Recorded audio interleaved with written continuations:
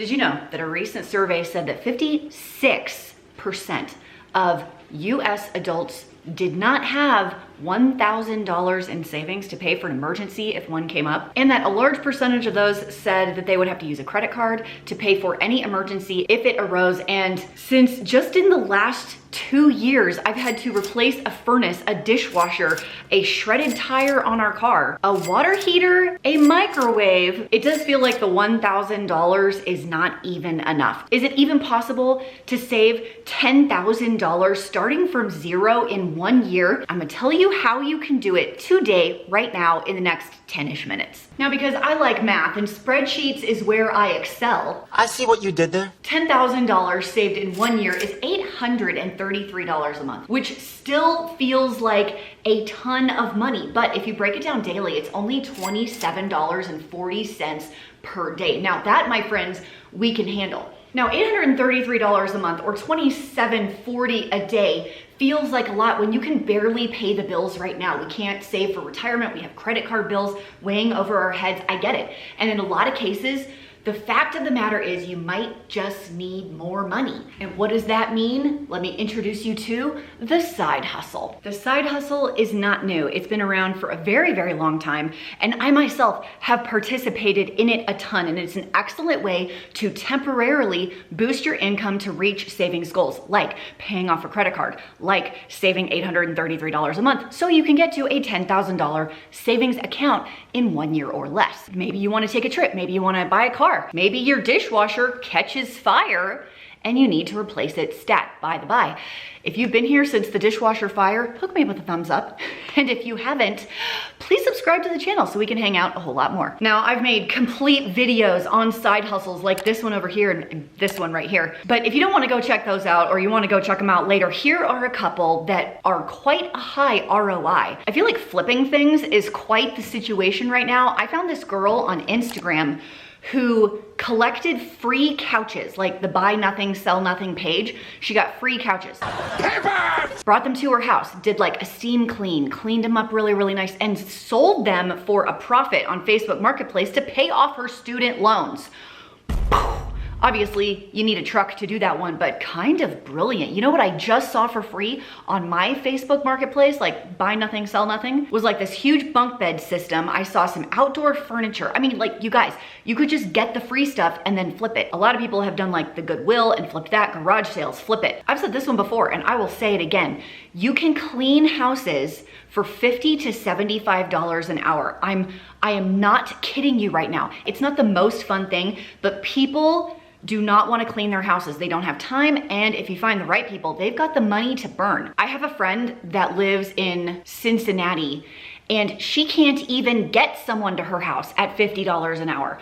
They want 60 and 70. There's a line, there's like a waiting list for new clients. You guys, this is money. It's like taking candy from a baby. Why is that a phrase? That just feels mean. Here's another one, detail cars. Mobile detailing, where you go to the person's house and detail their car in their front driveway. Actually just called a few of them today and yesterday. We're talking up to $300 to detail a pickup truck. That's inside, outside, takes a couple of hours. If you're efficient, that's almost $100 an hour for a little bit of elbow grease and go get 'em attitude. And then of course you can check out all the other ideas, a lot of the things that I've personally done in my other videos, links in the blue below. An obvious way to save money is to pay attention to the gas, the miles that you drive, the car that you drive. The average American drives between 13,000 and 14,000 miles per year. Adjust the car that you drive. Obviously, a sedan is going to be more cost effective than a big honking truck. One way you can save on the actual cost of gas is by using the Upside app. Thanks to Upside for sponsoring today's video. Upside is a cashback app right here on your phone. So you go buy your gas and then they'll return the money here on your account, which you can cash out with cash straight to your bank account, or you could cash out with gift cards as well, which is super fun, especially when mama needs a treat.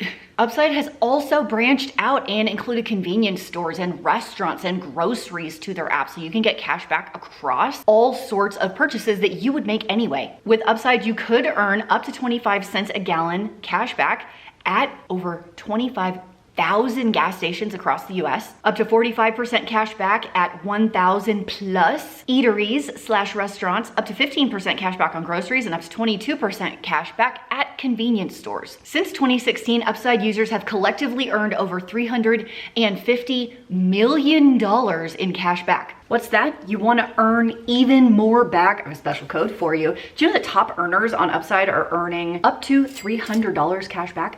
You can get started also when you download the app. Use the code FRUGAL to get an extra 25 cents cash back per gallon on your first tank of gas.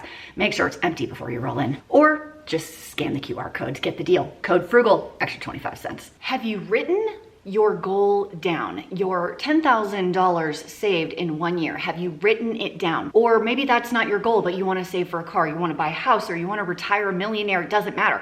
Have you written your goal down? A famous Harvard study stated that those who write their goals down versus those who do not are significantly more likely to achieve them than those who don't. Grab your pen, grab your paper, and write down your goals. Put them on a banner, hang them in your room, tell everybody, maybe get a tattoo. But bow, there it is. I have branded myself with my goal, so every time I move my arm, oh yes, I see it, I remember it. And now, just by doing this, maybe not on your arm, but you know what I'm saying.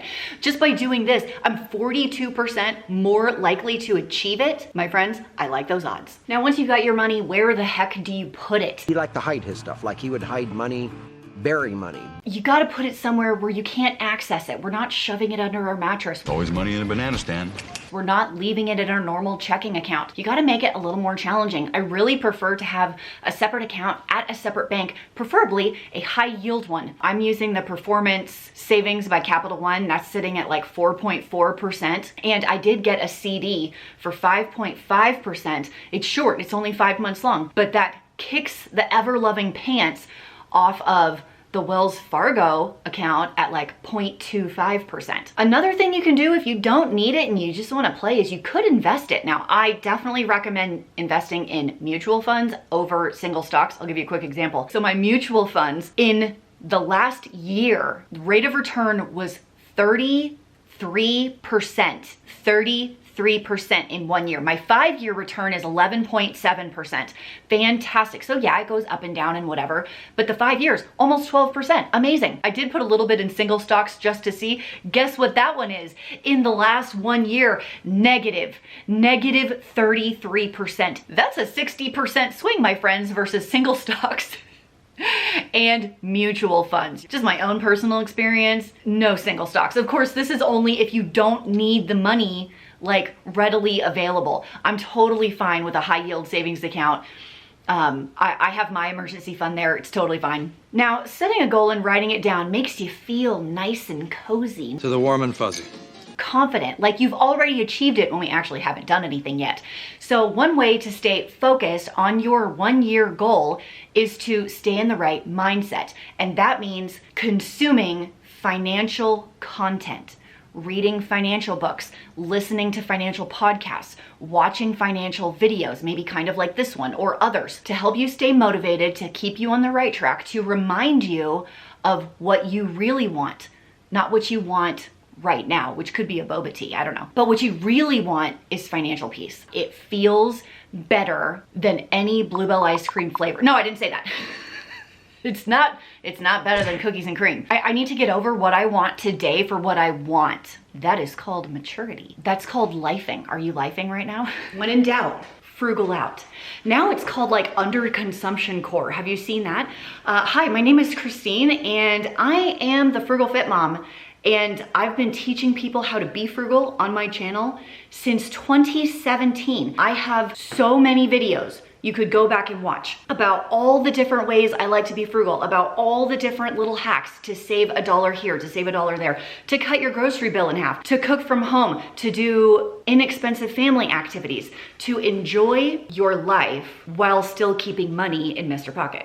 My friends, let's break it down. I'm sure you have seen the memes and stuff that's like, my $7 Starbucks isn't gonna help me buy a $500,000 house. You're totally right, but we are ignoring the power of small daily habits every single day. Here it is, $27.40 a day. This is what it looks like. Skip your Starbucks drink every day. That's $5 a day. If you spend $200 a month going out to eat, stop that. Stop it for 1 year. That's gonna save you $6.67 a day. You cut your grocery spending by $200 a month, that's another $6.67 a day, and I can definitely help you with that on my channel. I have one skill, and it's feeding my family delicious food on very little money. Don't ask me to sing you a song, I'm a little tone deaf, and I don't play any instruments, and like this, these are my dance moves. I'm not a great housekeeper, I don't do crafts. No skills other than grocery shopping. I'm not joking. Maybe you pick up a side hustle and you earn $10 a day from your side hustle. That's only $70 a week. That's basically cleaning a house for an hour and a half per week, if that's the one that you pick. You could detail 1 car per week and make more than that. And boom, we are over our $27.40 necessary per day to save $10,000 in 1 year, starting from 0. Now you are over $10,000. I didn't even add in canceling unwanted subscriptions, rotate your streaming service. I didn't add in stop buying soda, don't buy clothes or shoes for a year. I didn't say minimize gift giving for a year, stop throwing parties for a year. This is temporary. Say it with me, say it with me. This is temporary. This stage will pass. This is a phase. It won't always be like this. Buckle down for 1 year, save up your $27.40 every single day, and ba-bam! And you have now saved $10,000 in 1 year. My friends, you can do it. I believe you can do it. And when your tire wall gets shredded while you're driving on the highway, you won't stress about the cost to tow the car and replace the tire. That's a recent one that we had to deal with. If you want to give Upside a try, another way to save a couple dollars per day, it's the first link down the doobly-doo below. Thank you so much for hanging out with me today, and go get saving. Bye. I turn 43 years old this month. 43. I think this is the first birthday that it's actually hit me that like I am getting closer to 50. I mean, listen, I still have 7 years. I still have 7 summers, 7 Christmases, 7 birthdays to make it to 50. But I always thought 50 was like old. The ladies on Golden Girls were 50. Well, not all of them, but some of them. And I'm noticing things. You know what I'm saying? Like when I stand up to stretch, I pinch things. I have gray hair now. I have gray hair. I don't think anything has made me feel older than gray hair. So yeah, I colored it. I needed it to be moody, edgy, because that's how I'm feeling. The older you get, the less you care about stuff, the less you care about other people's opinions about you. Here's the biggest thing I've noticed. This is the biggest. When you hit your 40s, there is a massive difference between people who work out regularly and then people who don't work out regularly. And I mean basic stuff. I mean walking around the neighborhood, lifting up boxes.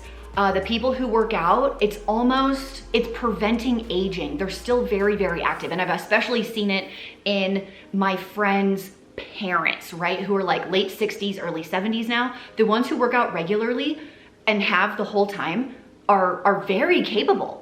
They're very youthful. And then the ones who don't, they have a hard time walking. They have a hard time getting up.